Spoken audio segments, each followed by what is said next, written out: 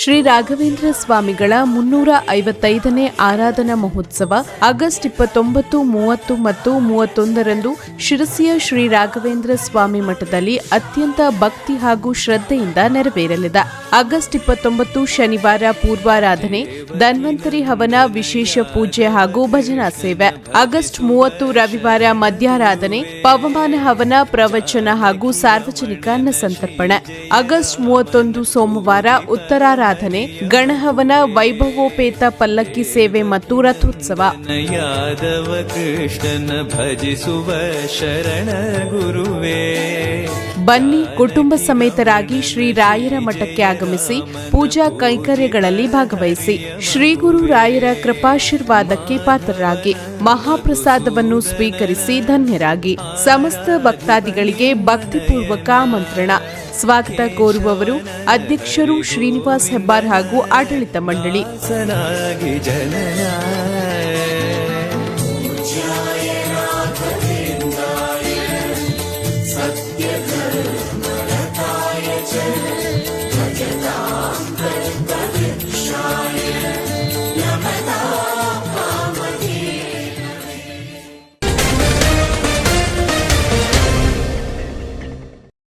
ನಮಸ್ಕಾರ, ನೀವು ನೋಡ್ತಾ ಇದ್ದೀರಾ ಶ್ರೀ ಮಾರಿಕಾಂಬಾ ಡಿಜಿಟಲ್ ಟಿವಿ. ನಾನು ಸೃಷ್ಟಿ ನಾಯ್ಕ್.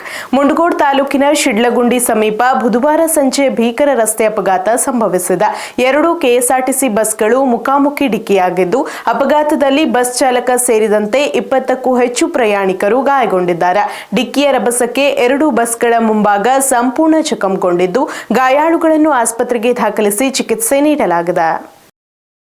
ಮುಂಡಗೋಡ್ ತಾಲೂಕಿನ ಶಿಡ್ಲಗುಂಡಿ ಸಮೀಪ ಬುಧವಾರ ಸಂಜೆ 2 ಕೆಎಸ್ಆರ್ಟಿಸಿ ಬಸ್ಗಳು ಡಿಕ್ಕಿಯಾಗಿ ಭೀಕರ ಅಪಘಾತ ಸಂಭವಿಸಿದೆ. ಘಟನೆಯಲ್ಲಿ ಡ್ರೈವರ್ ಸೇರಿ 20ಕ್ಕೂ ಹೆಚ್ಚು ಪ್ರಯಾಣಿಕರು ಗಾಯಗೊಂಡಿದ್ದಾರೆ.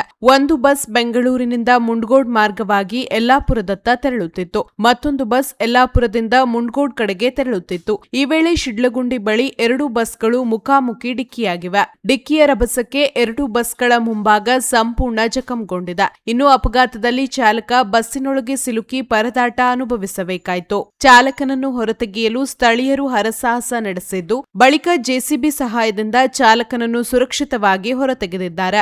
ಅಪಘಾತದಲ್ಲಿ 2 ಬಸ್ಗಳಲ್ಲಿದ್ದ 20ಕ್ಕೂ ಹೆಚ್ಚು ಪ್ರಯಾಣಿಕರು ಗಾಯಗೊಂಡಿದ್ದಾರೆ.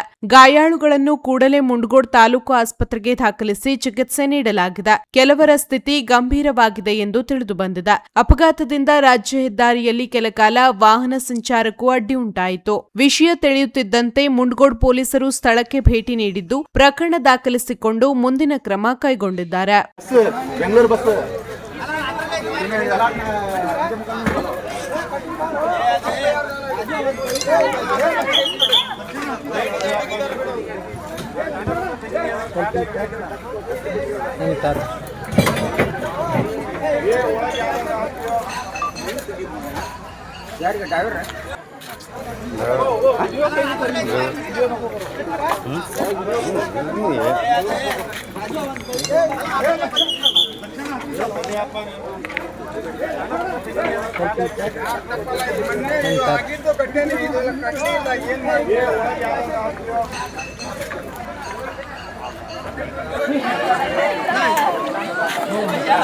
सपोर्ट को चढ़ेगा नहीं